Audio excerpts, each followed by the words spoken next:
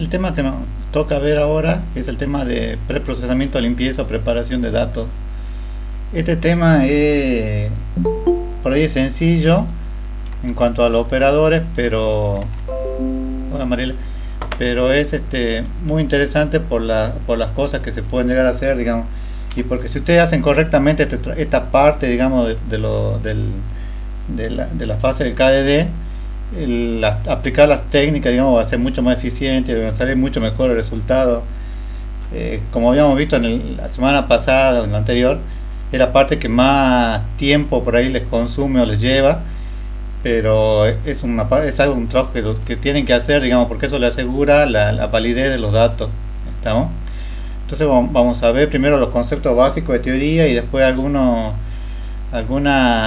operadores que se pueden aplicar en RapidMiner para eso. Dice, ¿por qué es tan importante y por qué debemos dedicar un gran esfuerzo en la misma?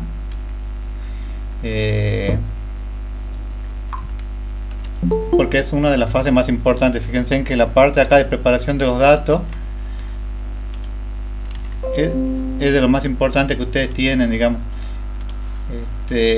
Y porque eso le asegura a ustedes, digamos, que los datos o las operaciones que hagan después cuando apliquen las técnicas de minería de datos sean correctas. ¿Estamos? Así que acá generalmente es donde tienen que aplicar la mayor cantidad de esfuerzo. Hace unos meses, no sé si escucharon que habían unas pasantías que vinieron de una mina y en esas pasantías lo que buscaban eran chicos que le ayudan con esta parte, con la parte de limpieza de datos. Ellos querían para la mina, pero tenían los datos acá en San Salvador, entonces buscaban algunos chicos que le ayuden con el tema de la limpieza de los datos.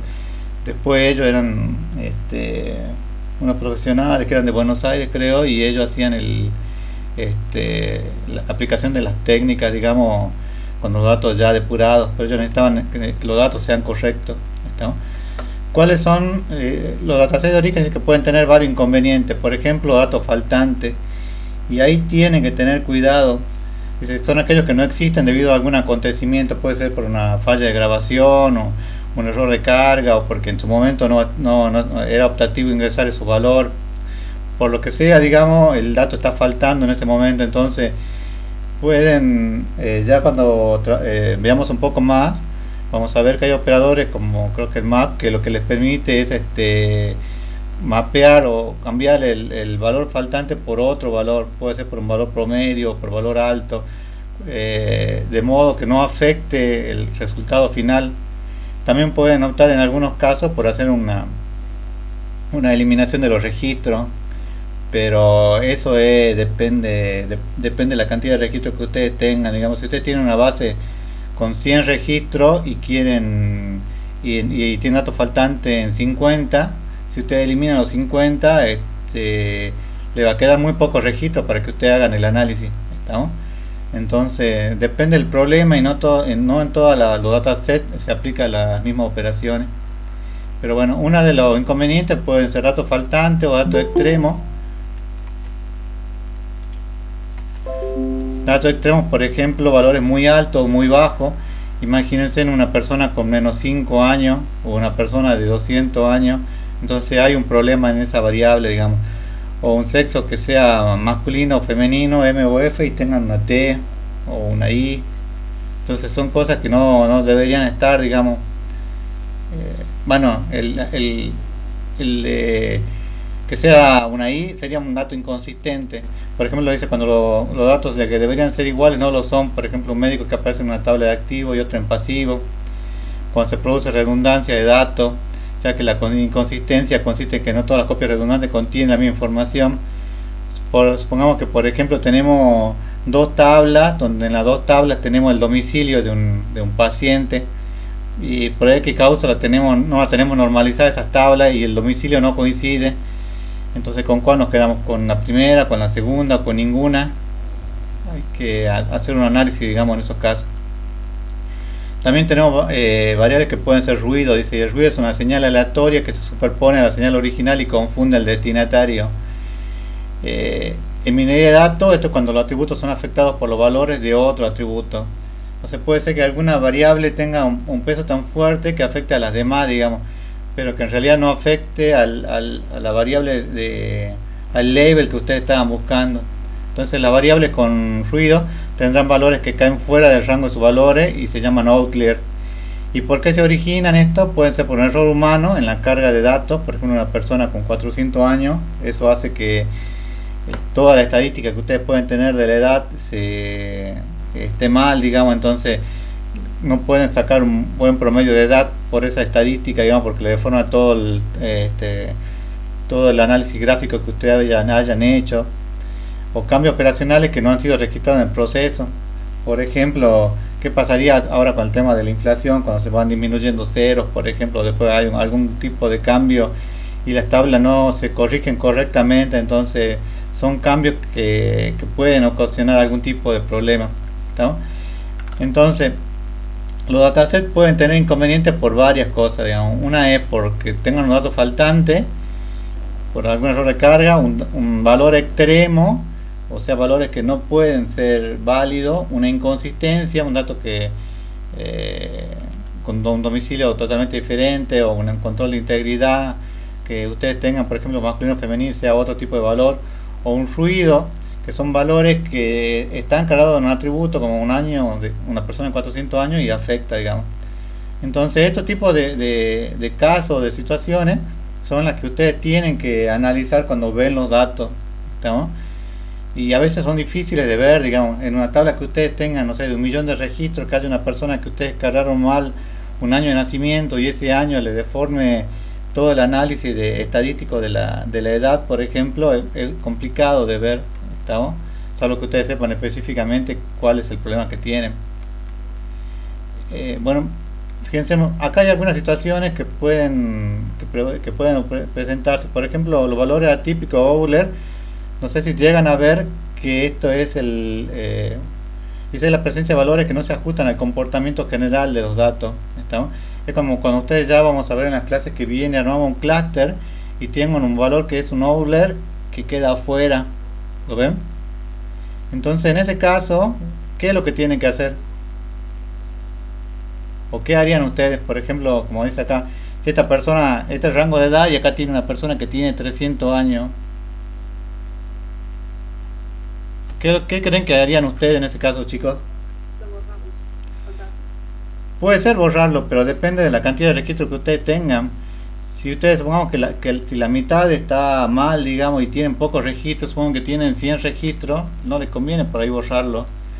Puede ser que lo que les convenga es corregir la edad, digamos, si no son muchos registros. Ahora, si tienen 500.000 de registros para corregir, entonces sí puede representar un problema. ¿Estamos? Como les digo, no siempre se aplica la misma solución. También puede ser a este valor Euler darle un valor promedio de estos valores que tengo acá, entonces no me va a afectar al cálculo, digamos, que yo quiero hacer. Pero todo depende de la cantidad de registros que ustedes tengan y de la importancia del registro que ustedes tengan.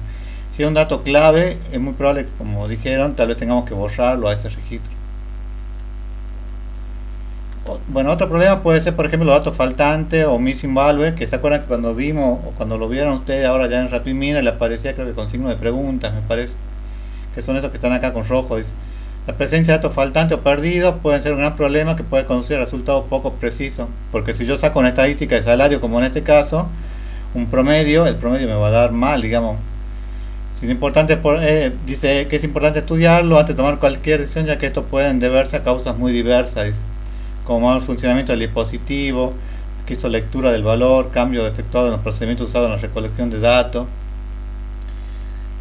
Por ejemplo, ¿qué pasa si el aparato que toma mediciones, no sé, supongamos que sea el de GESA, que yo creo que se dieron en algunos casos, tomaba valores erróneos o tenía algún problema de calibración el aparato, digamos, y acá le sacaba o un valor faltante, como en este caso, o un valor erróneo, digamos. ¿Y qué es lo que se hace en ese caso? ¿Qué es lo que harían ustedes, por ejemplo, en ese caso?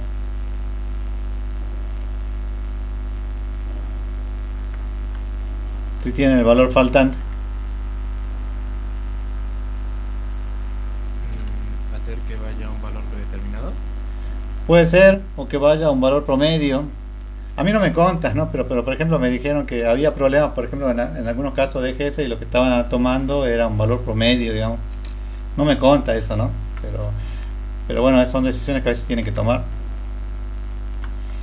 Bueno, dice, ¿qué podemos hacer con los valores nulos? Ignorar la tupla o el registro, rellenar la tupla manualmente, o sea, ustedes van a ir completando el valor, utilizar una constante global para rellenar el valor nulo, que fíjense en esto, todo esto se puede, la mayoría se puede hacer en RapidMiner.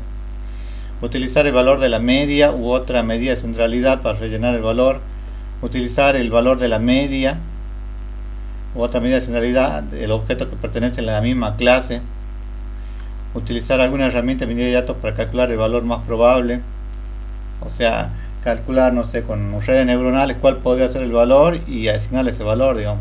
Puede ser una posible solución, digamos, no es que esté bien, digamos. Pero son situaciones, digamos, que en algunos casos para poder tomar decisiones tienen que poder trabajar con eso. ¿Estamos? Bueno, entonces, dice, hay las técnicas que son de transformación de atributos. Dice que una parte importante de la preparación de datos es la transformación o construcción de atributos. ¿Por qué se le llama construcción? Porque yo por ahí puedo juntar dos o tres atributos y en resultado final o en alguna operación aritmética genero un atributo nuevo y me conviene trabajar con el atributo nuevo.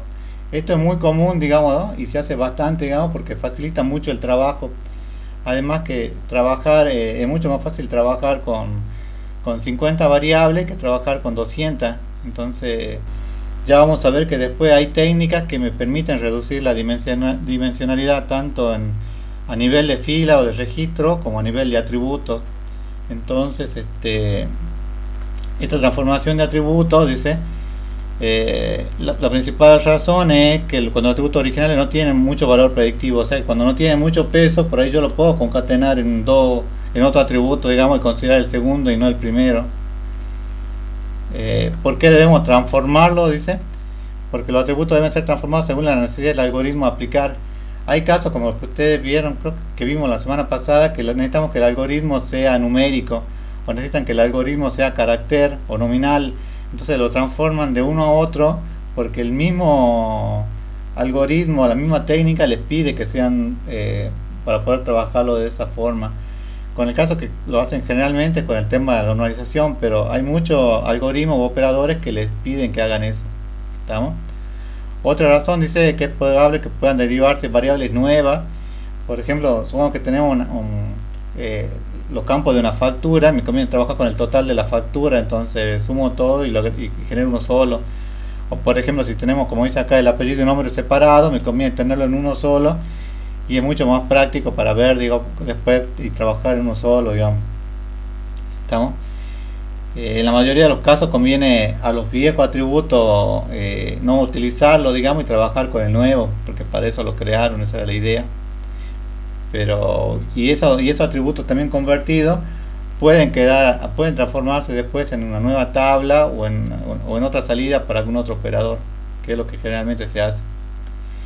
Y también se dice, es posible que se reduzcan variables convirtiéndola en información más significativa, que es lo que yo les decía.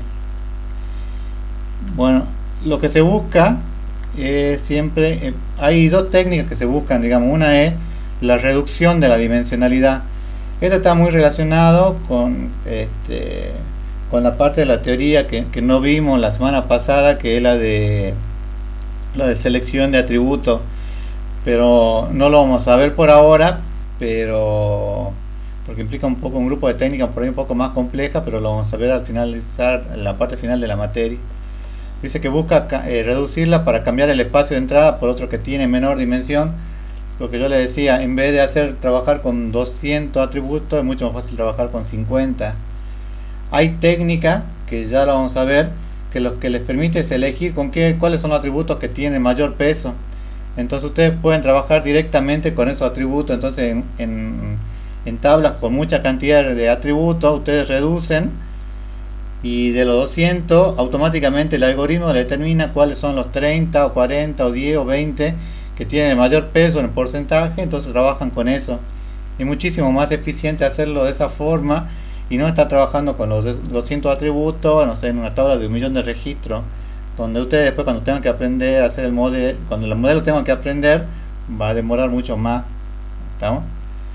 Esto es lo que se busca con el tema de reducción de la dimensionalidad. Y también se busca mejorar la relación entre la cantidad de ejemplos y la cantidad de atributos. Es decir, bueno, que haya una relación que nos permita para aplicar el algoritmo que sea mucho más eficiente. Y así como en la mayoría de los casos lo que buscamos es reducir esa dimensionalidad. Y una de las razones por las que me olvidaba, por ejemplo, supongamos que hay un campo que está muy mal cargado y que tiene muchos errores. Entonces, si yo elimino ese atributo y ese atributo no tiene peso sobre el resultado final o sobre el level que ustedes están buscando, se ahorran un gran esfuerzo en el tema de la preparación de los datos. Y es algo que a ustedes les conviene, digamos, por eso tienen que hacer un correcto análisis. Otra característica es, por ejemplo, un aumento, otra característica es hacer un aumento de dimensionalidad. Dice que al contrario, a veces es necesario aumentar la dimensionalidad. Esto se hace con la creación de características. ¿Por qué quiero yo aumentar la dimensionalidad? No es porque quiera tener más trabajo, sino porque después al resultado final me favorece la obtención de los resultados. O me da información que es útil. Por ejemplo, dice, puedo obtener atributos numéricos. Para trabajar se utilizan las siguientes funciones, como suma, resta, producto, división. O sea, valores que no estaban antes y hago una suma de los valores y agrego un atributo más, digamos, que sería la suma, o la resta, o el producto, y lo dejo en la base y también sigo manteniendo los otros, digamos. Entonces estoy haciendo un aumento de la dimensionalidad. Atributo tipo fecha. Esto es para los que vieron en aplicaciones de base de datos 1, que ustedes querían, por ejemplo, armar un cubo de datos. Yo tengo esta fecha que es de tipo date, por ejemplo 26 de agosto del 2020. Entonces lo que me interesaba es, por ejemplo, para mí me interesaba saber cuál es el día de la semana. Entonces agrego un atributo más que me diga el día de la semana, que sea miércoles, y si era un día hábil o no, porque para hacer algún caso o hacer alguna operación en particular puede ser que me convenga agregar estos días. ¿Estamos? Y luego tengo atributos nominales, que dice que se utilizan en operaciones lógicas de igualdad o desigualdad o condiciones de m a n. Por ejemplo, true si al menos m de las n condiciones son verdaderas. Es cuando yo quiero, dice, se puede generar un valor numérico a partir de valores nominales. Por ejemplo, la variable x de n. Bueno, este tipo de aumento de dimensionalidad es cuando yo aumento un atributo y no borro lo anterior. Entonces, al hacer eso, estoy aumentando la cantidad de atributos con los cuales voy a trabajar, pero estoy aumentando para que me beneficien en el cálculo posterior que yo voy a hacer, o en el análisis de los operadores que voy a hacer. Como les digo, el caso más común es que cuando ustedes hacen la normalización de datos, digamos, porque los operadores le piden que tengan datos de cierta forma.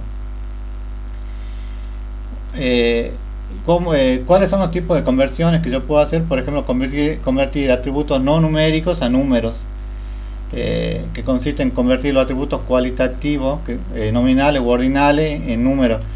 No para darle una prioridad, o sí, digamos, según el caso. Pongamos que yo tengo, para los atributos nominales suele utilizarse una representación binaria, y los atributos ordinales suele utilizarse una atributación entera. Por ejemplo, si yo tengo valores nominales como hombre o mujer, lo puedo poner como 1, 0, 0, 1. Y atributos ordinales, supongamos que yo tenga casado, separado, divorciado, entonces voy colocando 1, 2, 3, un atributo entero, digamos. En algunos casos puede ser que me interese que ese número que yo genere tenga algún tipo de prioridad o no, digamos. Eso depende de lo que yo quiera trabajar. Si se enumeran en forma correlativa, los valores de un atributo nominal se agrega un orden que originalmente no estaba presente en la información disponible. Y que esto es algo que ustedes tienen que tener en cuenta, porque ya van a tener un orden. No es lo mismo decir un varón o mujer que decir 0 o 1. Entonces están agregando ahí un orden. Y los operadores que van a empezar a usar son, que eso ya vamos a ver a continuación cuáles son. Principalmente, por ejemplo, la discretización. Dice, discretizar datos quiere decir convertir variables que son continuas en variables agrupadas por intervalos, que se realiza porque algunos algoritmos de medida de datos solo operan con atributos cualitativos. Entonces la discretización, como su nombre lo indica, significa discretizar, o sea, colocar en valores en intervalos. ¿Estamos? Por ejemplo, yo puedo tener, en vez de tener supongamos que tengo la nota de usted del parcial, yo puedo tener, no sé, agrupar de 0 a 5 desaprobados, de 5 a 6 regulares de 6 a 10 promocionados, por ejemplo. Entonces estoy discretizando por grupos. ¿Estamos? Esto es algo que se utiliza mucho y ustedes lo van a ver ahora en la práctica y le ayuda mucho con el trabajo después cuando vean operadores por ahí un poco más avanzados para que obtengan ustedes mejores resultados. ¿Estamos? Bueno, fíjense, es muy útil en aprendizaje supervisado. No sé si esto lo vimos, pero habían dos tipos de aprendizaje. Uno era el supervisado y otro era el no supervisado. El supervisado es cuando ustedes tienen cuando ustedes tienen alguna guía o cuando el aprendizaje es guiado por alguna regla o por alguna norma, digamos, que ustedes definen. Entonces es un aprendizaje supervisado. Y es un aprendizaje no supervisado cuando no existe ninguna regla y ustedes prueban el algoritmo como para ver qué es lo que sale, digamos, y ver cuáles son los resultados que obtiene. ¿Estamos? Entonces ya se van a dar cuenta en qué caso va a ser supervisado o no, digamos, y eso lo van a ver lo van a hacer a partir de que empiecen a hacer algún tipo de práctica. Dice, hay varias formas de discretización y la herramienta de los lenguajes de Machine Learning soportan en general distintos tipos. Fíjense, ya vamos a ver las que son específicas de RapidMiner, pero en teoría, digamos, puede haber una discretización en un número fijo de intervalos o bins. Eso significa que, por ejemplo, yo tengo 100 registros y lo divido en tres partes, entonces no importa en qué valores, no importa la nota que hayan sacado, por ejemplo, los alumnos, yo lo coloco a los 33 primero en un grupo, a los 33 segundos en otro y a los últimos 33 en otro grupo. Lo divido en partes iguales, o divido la cantidad de ejemplos en partes iguales o igual frecuencia. También puede haber una discretización por la cantidad de elementos por intervalo, como por ejemplo lo que yo le decía, el intervalo, por ejemplo, de las notas de 0 a 6, de 6 a 7 o de 7 en adelante, o discretización de cada intervalo por el usuario en forma anual, o sea que ustedes digan de qué forma van a discretizar el valor, digamos, o sea, a qué grupo va a corresponder cada uno. Esto ya lo vamos a ver ahora en algunos ejemplos, digamos, para que lo apliquen en RapidMiner, pero básicamente son la forma, las técnicas de discretización que le ayudan a que después cuando vayan a trabajar con los operadores sea mucho más rápido o mucho más eficiente. En algunos casos es hasta obligatorio esto. Hasta acá, chicos, ¿alguna duda de esta parte o alguna pregunta?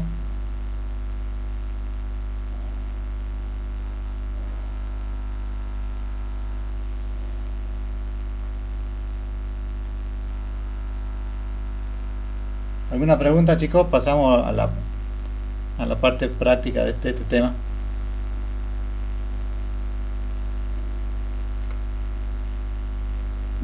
Quedó claro, profe. Me quedó claro a mí, por lo menos.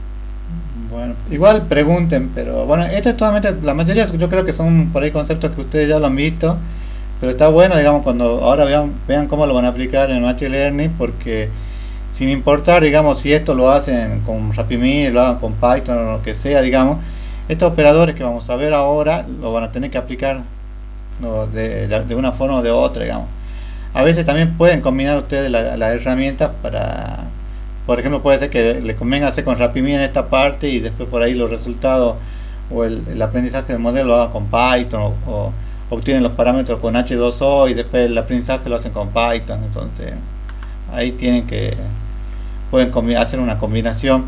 Como habíamos visto en la clase pasada, RapidMiner para el tema de visualización de datos, la parte gráfica que vimos la semana pasada es muy práctico, digamos, y para hacer algunas cosas de este tipo también es muy práctico. Bueno, la normalización dice que es la transformación de la escala de la distribución de una variable con el objetivo de hacer comparaciones respecto a conjuntos de elementos y a la media, mediante la eliminación de los efectos de influencia. Bueno, estas fórmulas que yo supongo que ya lo deben venir viendo, no sé, desde investigación operativa, un poco de análisis también.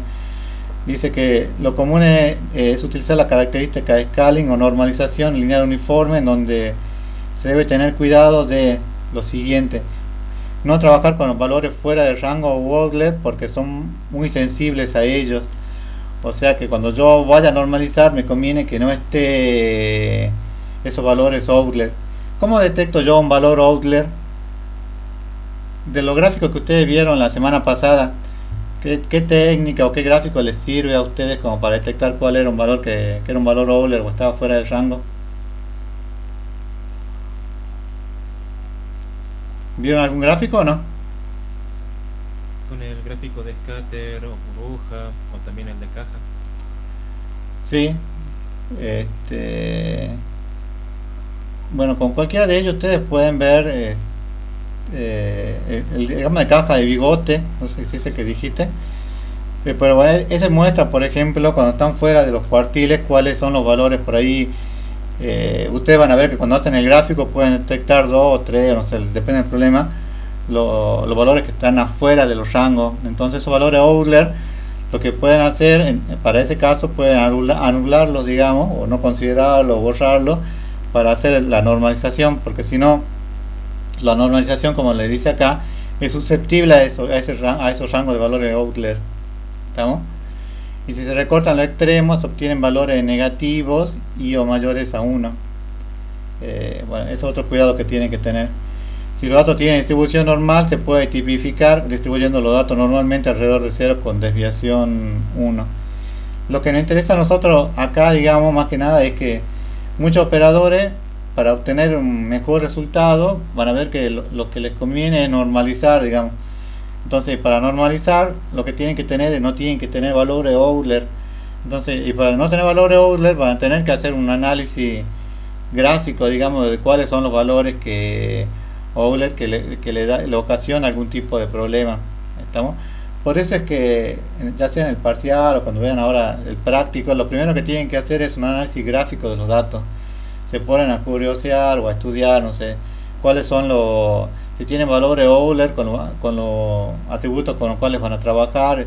Después recién sacan la normalización y después recién aplican la técnica que se beneficia de esa normalización, ¿no? Que podría ser redes neuronales o alguna otra. ¿Estamos? Pero siempre tienen que ir por paso, digamos. O sea, no pueden fijarse al final si ahí subo outlier o no, digamos, porque entonces todo el análisis previo que ustedes han hecho estaba mal. Bueno, ¿estamos, chicos, hasta acá? Sí, profe. Bueno, ahora, ¿cómo lo van a aplicar esto en RapidMiner? Dice, la idea de este apartado es, bueno, es practicar todos los conceptos, bueno, la mayoría de los que vieron ustedes en el apartado anterior. ¿Estamos? Para ello, la forma dice, si deseamos aprender sobre algunos de ellos, para después que lo apliquemos a un problema nuestro, digamos.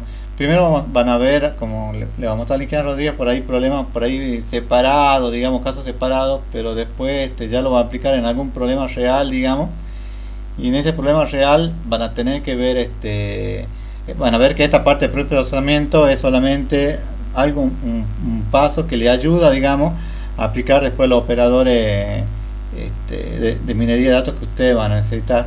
¿Estamos? Si yo quiero obtener, por ejemplo, quiero trabajar con el operador replace missing value, una forma de hacerlo dice que este operador reemplaza, bueno, como dice el nombre, reemplaza los valores faltantes, estamos del atributo. Entonces ustedes, por ejemplo, ustedes vieron que, no sé, tenían un campo que sea, no sé, el sexo, que era M o F, y en la mayoría eran varones, pero está ausente.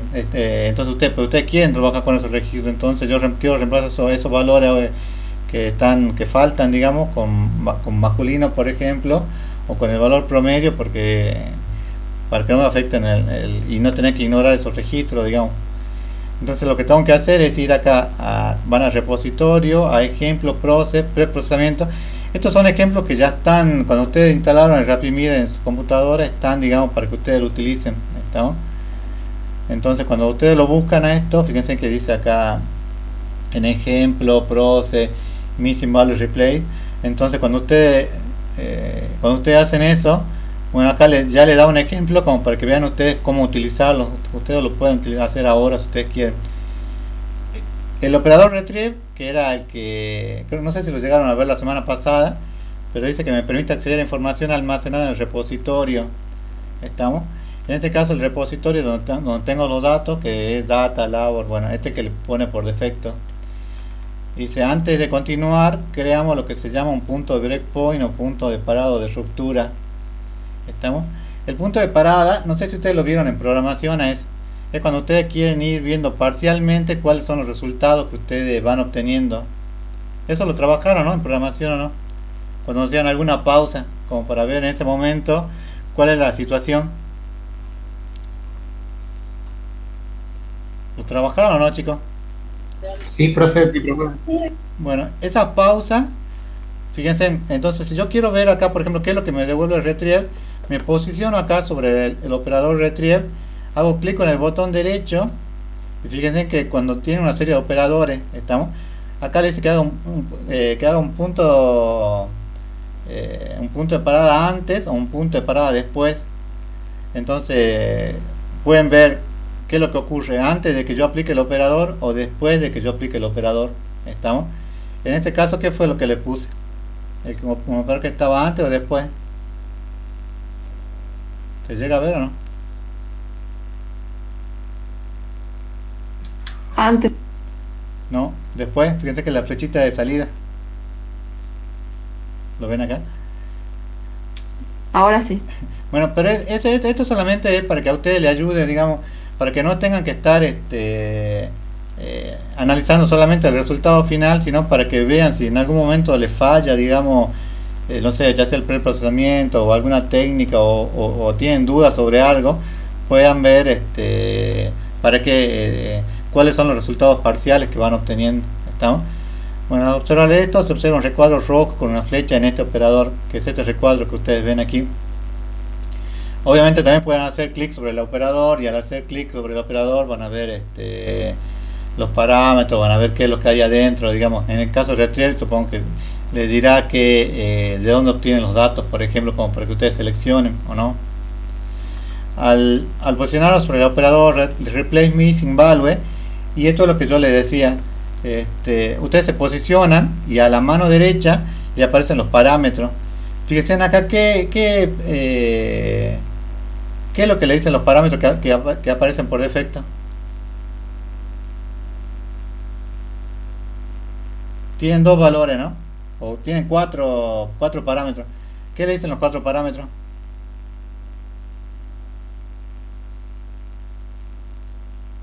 ¿Qué le dice acá? Tipo de filtrado. ¿Y tipo de filtrado qué significa?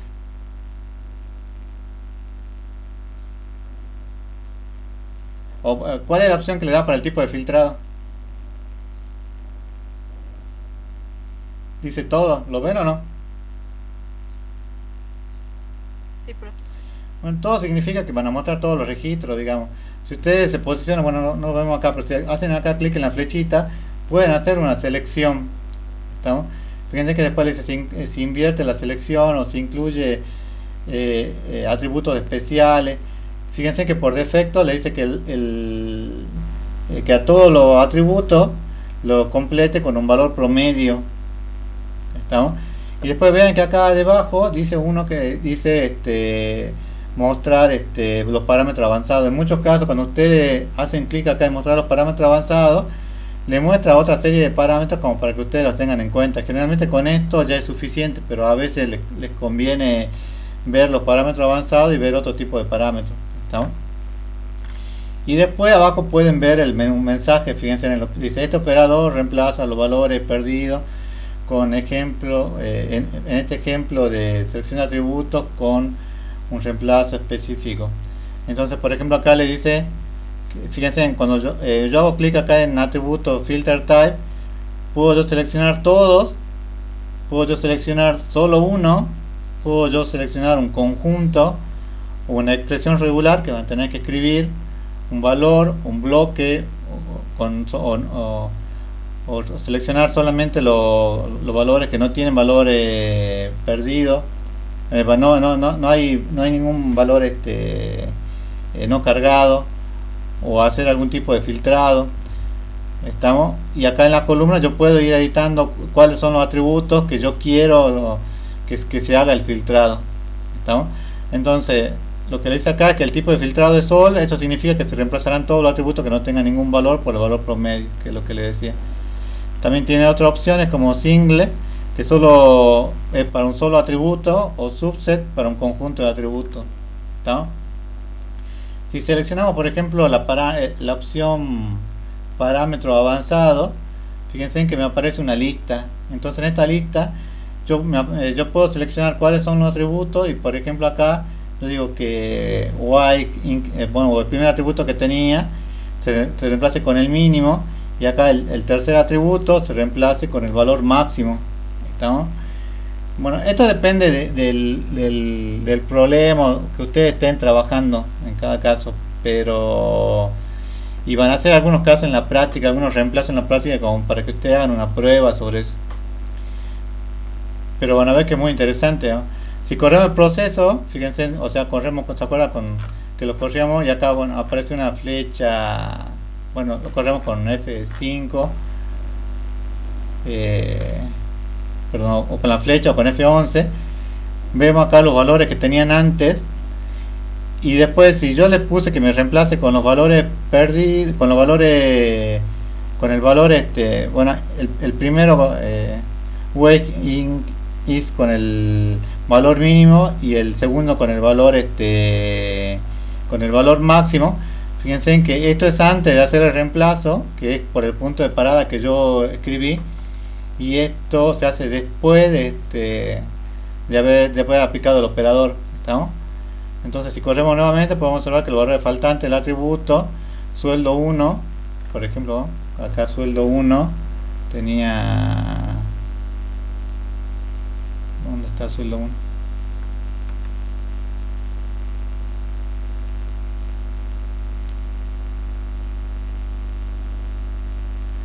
Sueldo 1 se reemplazó con el valor mínimo de ese atributo.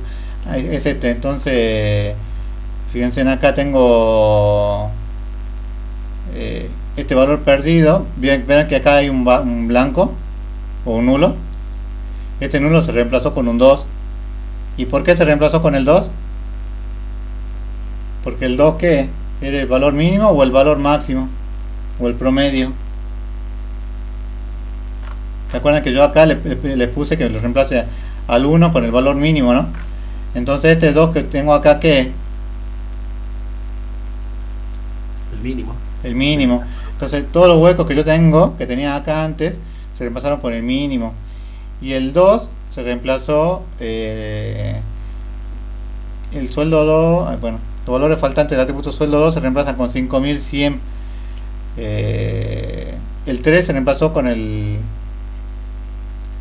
Y los valores faltantes del sueldo 3 se reemplazaron con 3913. ¿Cuál es el valor promedio? ¿Por qué se reemplazó con 3913? Ah, porque no le puse nada. Acá se reemplazó con el valor promedio. Entonces, por ejemplo, en el primero era, ven que tiene un signo de pregunta, el valor promedio era 3913.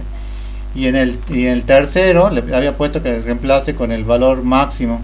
Entonces el primero, el valor máximo es 5100 de los valores que yo tengo. ¿Estamos? Entonces me reemplaza todo de forma automática, digamos. Ahora, ¿esto está bien o está mal que haga yo esto? ¿Qué es lo que opinan ustedes?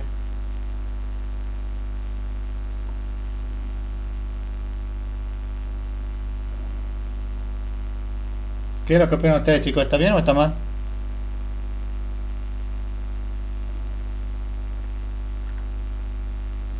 Y depende.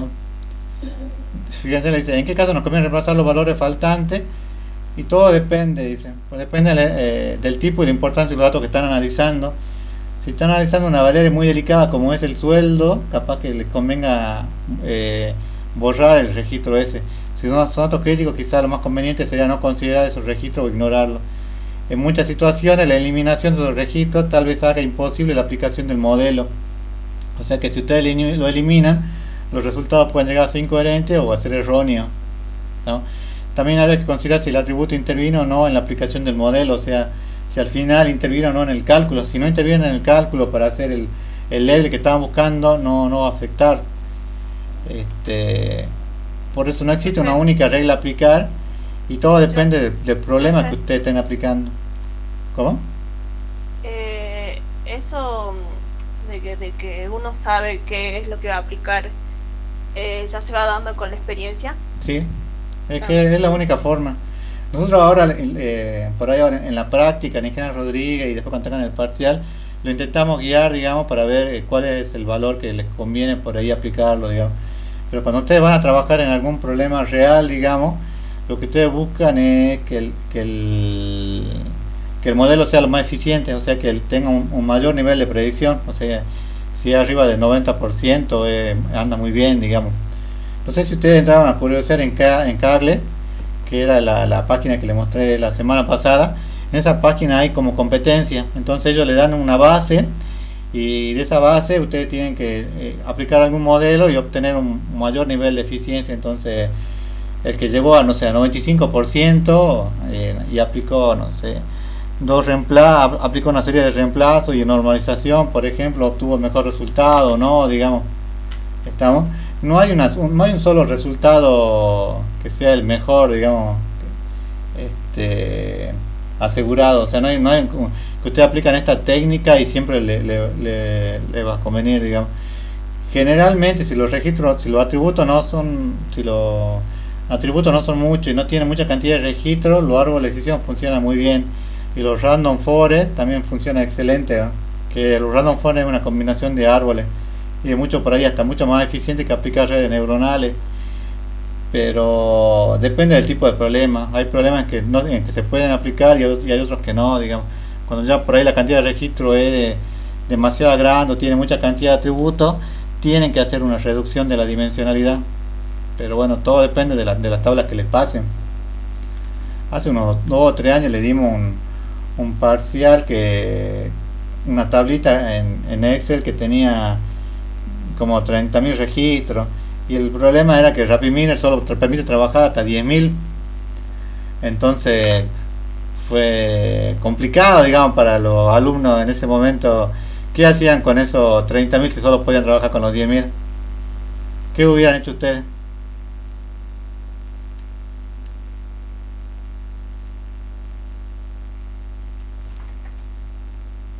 ¿Se imaginan qué hubieran hecho o no?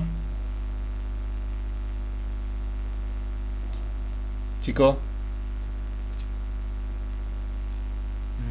Podría ser dividirlo en 3 partes y hacer los 3 análisis.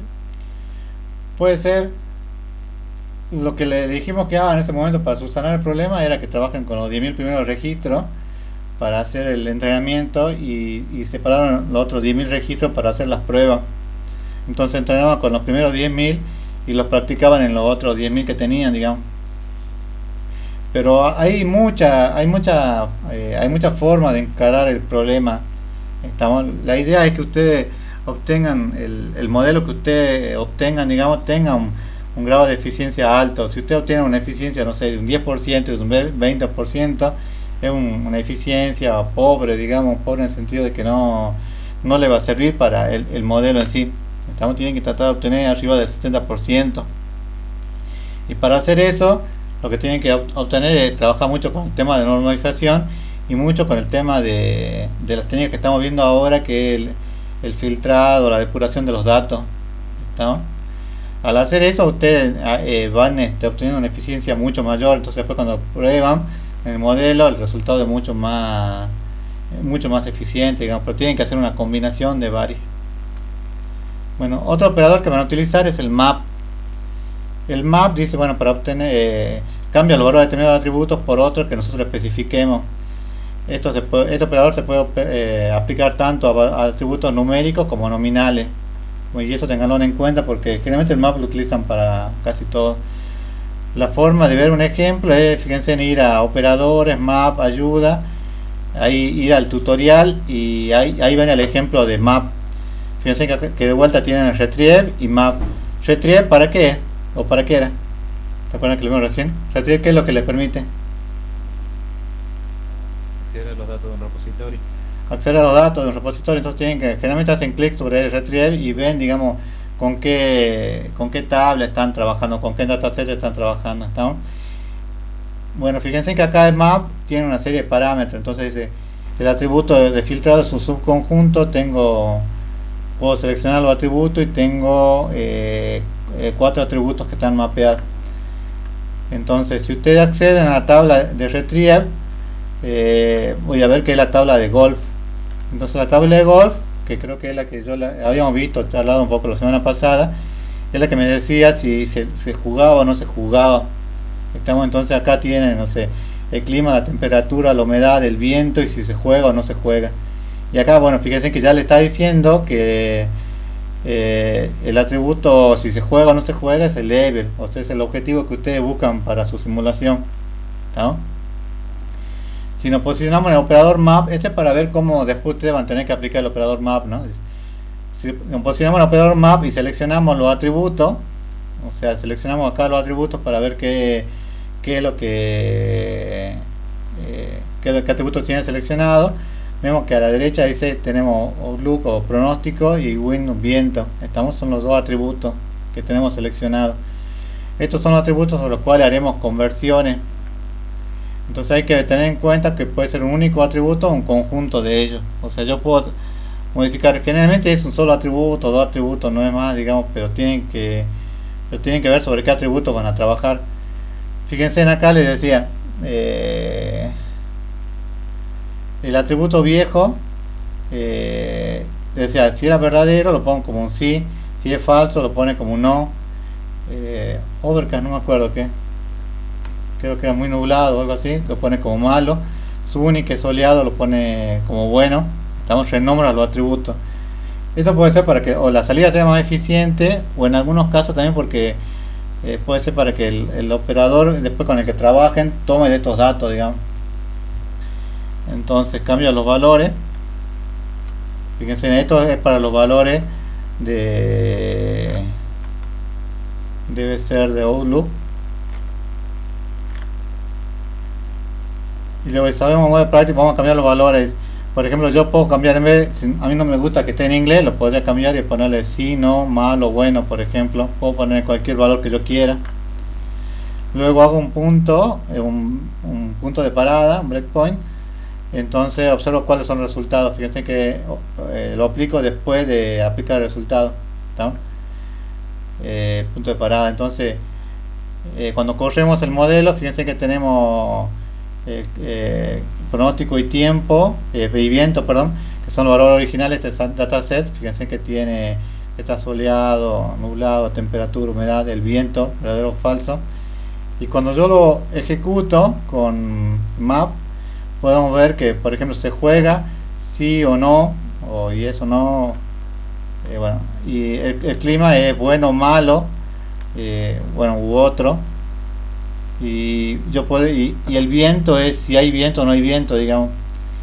Esto, digamos, es solamente a modo de ejemplo como para que ustedes lo vean. Pero entonces el mapeo, ¿para qué se utiliza? Es para cambiar un valor y unificarlo en otro, digamos. Supongamos que yo en una tabla yo quiero cambiar, no sé, yo tengo una tabla que sé de apellido, en una tabla que tengo apellido y nombre de los empleados. Entonces tengo los nombres y los nombres. El empleado que cargó, a veces cargaba José con acento, José sin acento, José con minúscula o José con mayúscula. ¿Estamos? Pero yo después, cuando quiero trabajar, quiero que me aparezcan todos los José, no quiero que me aparezca 4 grupos de José o 10 grupos de José. Entonces lo que voy a hacer en ese caso es mapear, digamos, todos los José, que como estaba en este caso, que cuando diga José con minúscula sea José con, y acá se escriba José correctamente, José con mayúscula se escriba José correctamente, o sea, todo minúscula lo escribo de una única forma. Estamos haciendo un mapeo. Entonces yo de esa forma puedo, una tabla que estaba escrita por ahí de cualquier manera, voy unificando los valores que tengo y voy unificando en uno solo, o en los que son parecidos o idénticos. ¿Se entiende, no, chicos? Eso lo van a utilizar mucho, ya van a ver. Y es muy práctico porque en vez de estar corrigiendo registro por registro, automáticamente el mapeo lo aplica sobre toda la tabla con los valores, con los cambios que ustedes quieran que haga. ¿Estamos? ¿Alguna pregunta, chicos, hasta acá? ¿O de esto?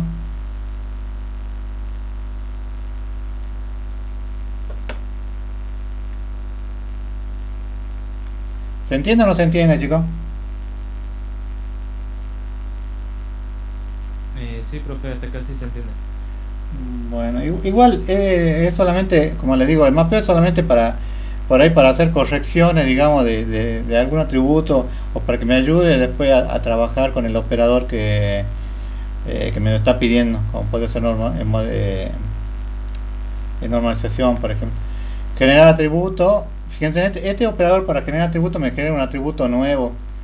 Entonces tiene un ejemplo que para hacer este ejemplo ustedes se van al repositorio, ejemplo, process, y el ejemplo 12 que es generación definida por el usuario, hacemos doble clic en él y fíjense que acá le dice que la suma, que yo por ejemplo, esto que tienen acá a la izquierda son los atributos nuevos. El atributo, yo creo un atributo nuevo que se llama suma y es A1 más A2, ¿no? El atributo producto es A3 por A4 y el atributo nested es A1 más A3 por A4, ¿está? Entonces yo creo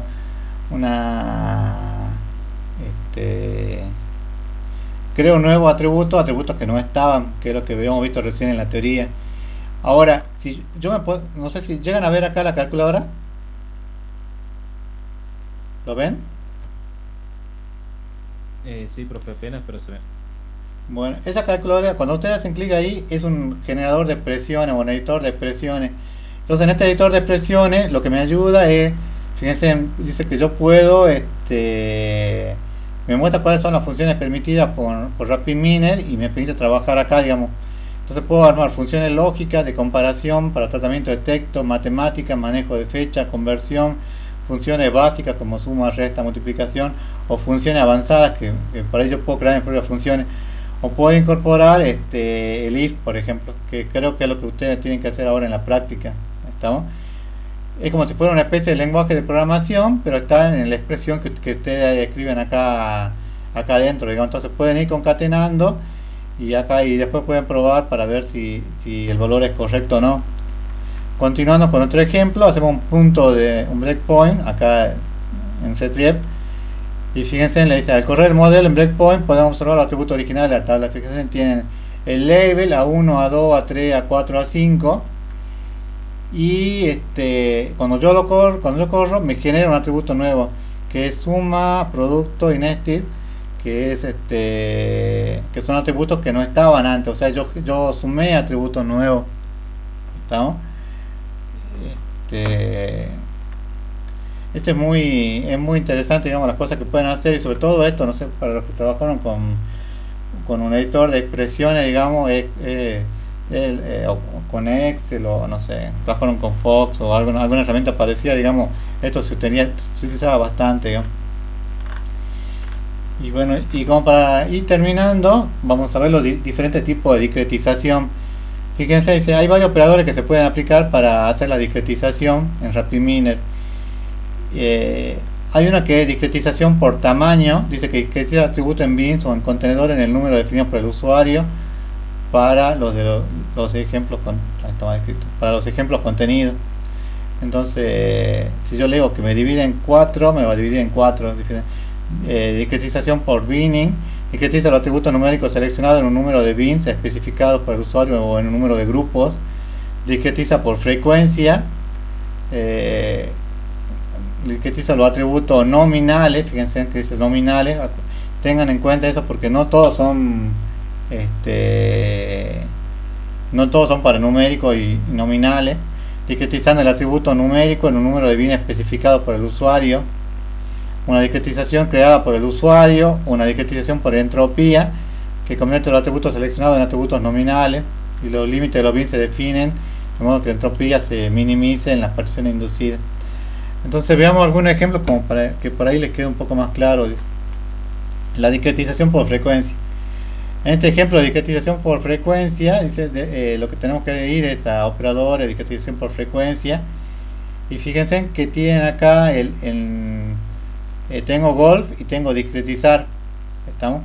Cuando pongo el discretizador por frecuencia, para ver, cuando veo los parámetros, veo que acá me dice que el atributo de filtrado es simple y el atributo que yo seleccioné es por temperatura, y el número de bins o el número de contenedores de 3. O sea que cuando yo corro esto, fíjense, fíjense, puse el punto de control antes, estos eran los valores que ya venían viendo, digamos, que lo generaba. Pero cuando yo ejecuto esto, fíjense que la temperatura le generó ¿cuántos contenedores? 1, 2 o 3. O en cuántas partes partió, digamos, la frecuencia de la temperatura. ¿Cuántos contenedores les pedí que hagan? ¿O en cuánta frecuencia les pedí que hagan? En 3. En 3. ¿Y por qué me hizo acá de esta forma? Lo hizo en 3. ¿Cómo lo partió? Las temperaturas que son hasta cuándo. ¿Pueden ver o no? Que son hasta 72.5. Fíjense en que 72 hasta 75 debe ser. Armó otro bloque o otro contenedor y después armó un tercero que es de 78 en adelante debe ser. Estamos en temperatura. Esto está en Fahrenheit, ¿no? Entonces, si continuamos la corrida del modelo, se puede observar que la temperatura del atributo numérico al nominal, y si hacemos el gráfico de esa barra, fíjense acá en el gráfico de barra y le muestra el rango, ¿estamos? De infinito a 77, de 69 a 77 y de infinito a 69. Son los bloques que armó. ¿Estamos? Entonces esto hizo por frecuencia, pero esto lo hizo según la frecuencia que ustedes le pidieron que haga, digamos, que en este caso fueron 3. Pero fíjense que hay varias, digamos. El común, o el que se utiliza mucho, es la especificada por el usuario, que ustedes digan, como por ejemplo le decía las notas, aprobado va a ser de tanto a tanto, desaprobado de tanto a tanto y promocionado de tanto a tanto, por ejemplo.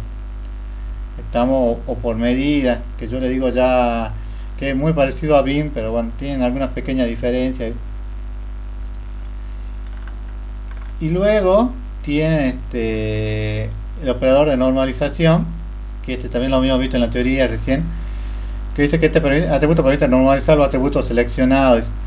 En la opción de parámetros, bueno, fíjense que para ir a acceder al ejemplo, todos son ejemplos que ustedes ya lo tienen disponible, ¿no? Van al repositorio, ejemplo, process, normalización, y en la opción de parámetros podemos observar que el atributo filter type está acá, dice todos, y acá es importante que vean, que elijan el método de normalización. El más común es y que creo, bueno, esto lo van a explicar un poco en la práctica, me parece. El que se utiliza es el de la transformación Z o Z transformation, pero hay otros también, que hay una transformación por rango, transformación por proporciones o rango de intercuartiles. ¿Estamos? Entonces esta normalización, fíjense que ustedes a veces normalizan por, no sé, puede ser que normalicen por la transformación Z y no les dé los resultados que ustedes quieren. Entonces pueden ir y cambiar acá el parámetro y decir que no les convenía no sé, que les convenía hacer por un rango de intercuartiles, y observan después si el resultado final que obtienen es mejor o no, digamos. ¿Estamos? Por ejemplo, a correr el punto de breakpoint sobre un archivo. Este archivo se llama iris, que si no me equivoco era de una planta. Fíjense, tienen esta tabla que dice, tiene un ID, el label A1, A2, A3, A4, y cuando yo procedo a normalizar, fíjense que acá le muestra los valores. El 5100 le muestra 0,898. ¿Por qué me cambió el valor este atributo? ¿Cómo está?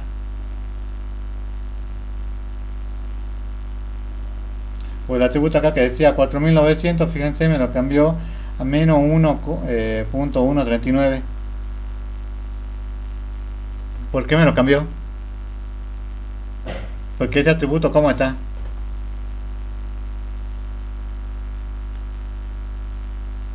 está normalizado, que es el operador que acabamos de aplicar, digamos.